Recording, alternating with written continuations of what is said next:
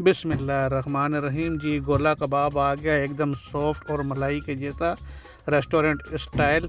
जैसे आप रेस्टोरेंट के बूफे में खाते हैं जाकर, बिल्कुल वैसे ही देखें। एकदम क्या ही बात है जी, बहुत ही शानदार और बहुत ही मज़ेदार, और देखने में भी ऐसा कि आपकी जो है आंखों में भूख की चमक पैदा कर दे।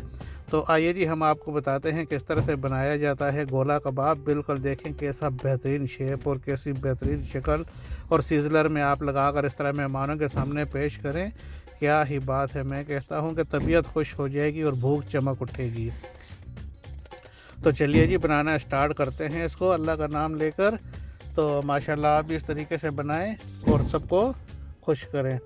तो हमने जी माशाल्लाह ले लिया है 1 किलो कीमा ले लिया है फ़र्स्ट क्लास। इसमें थोड़ी चर्बी भी है, तकरीबन 30 to 35% आपने इसमें चर्बी लेनी है, चर्बी वाला कीमा लेना है।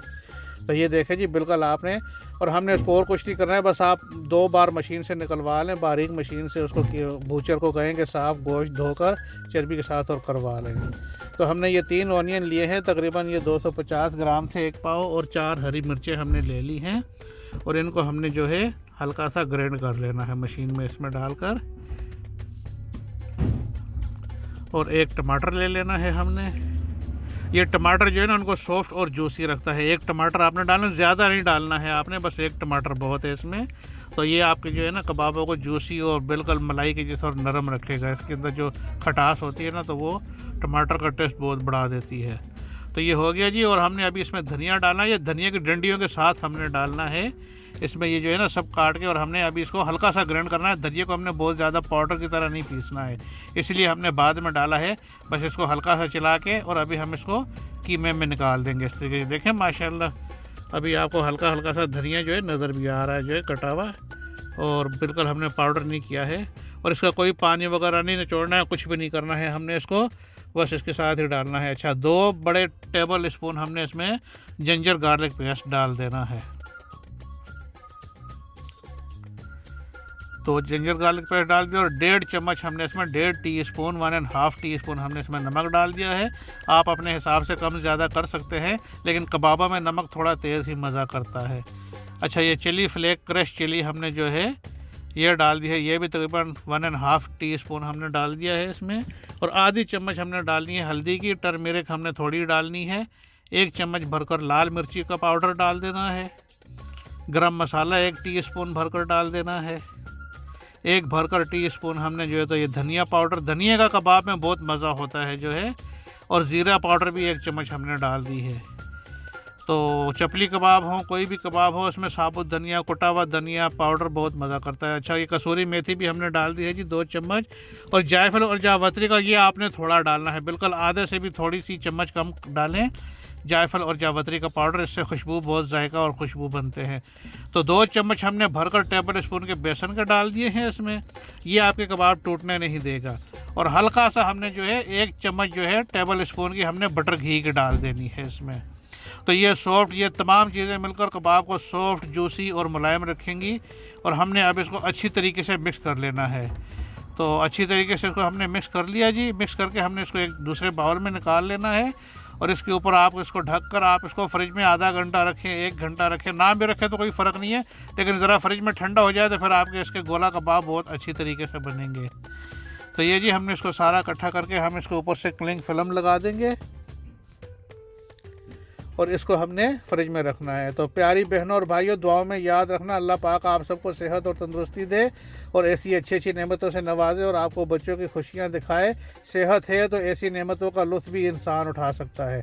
तो इसीलिए हर वक्त और हर किसी के लिए सेहत की दुआ मांगें। तो ये जी, हमने तकरीबन आधे घंटे बाद फ्रिज से निकाल लिया है। और चलिए अभी इसका गोला कबाब मैं आपको बनाना बताता हूँ कि आपने कैसे बनाना है। बस पानी ले लें ऐसे 1 कोली में, और ये देखें सीख कबाब की सीख है हमारे पास। अगर आपके पास ये सीख नहीं है तो आप कोई पेंसिल ले सकते हैं या बॉल पेन ले सकते हैं। तो बस आपने ऐसे हाथ में लेकर गोल लड्डू की तरह एक पेड़ा ले लेना है, थोड़ा सा लड्डू से थोड़ा सा कम। और ये देखें, आप इसको हाथ से दबा दबा कर सही अच्छी तरीके से उसको गोल कर लें। तो बस आप इसको ऐसे सीख में लगा के ऊपर से हल्का सा गोल कर लें।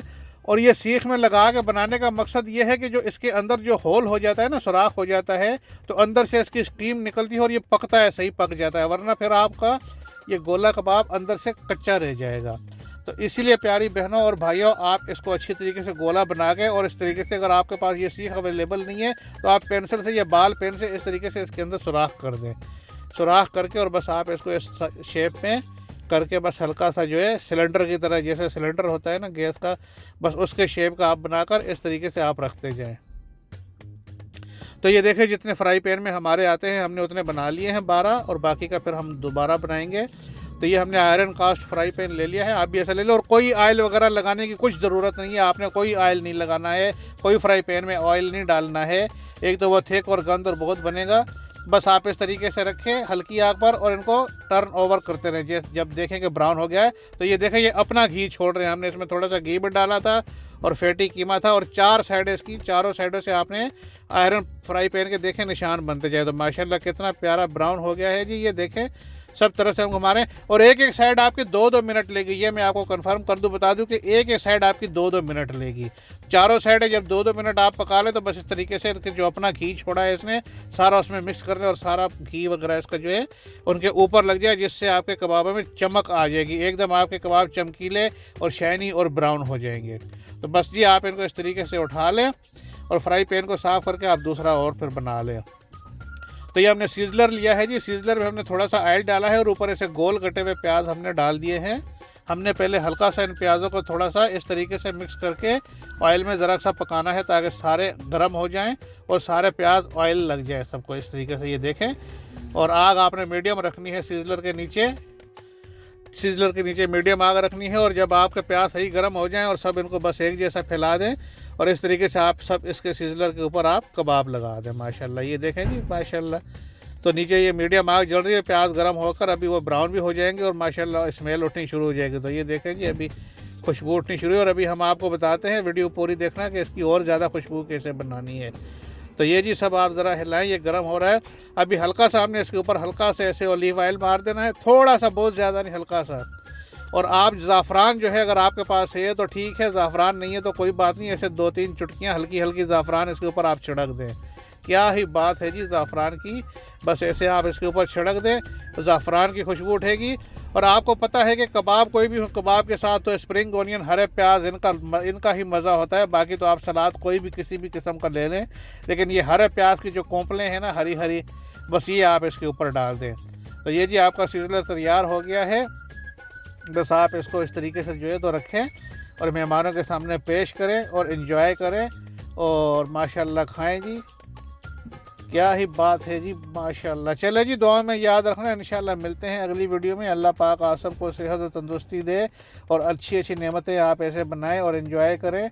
और प्लीज़ मेरी वीडियो को लाइक और सब्सक्राइब किया करें और दोस्तों में शेयर किया करें। इंशाल्लाह मिलते हैं अगली वीडियो में। अल्लाह हाफिज़।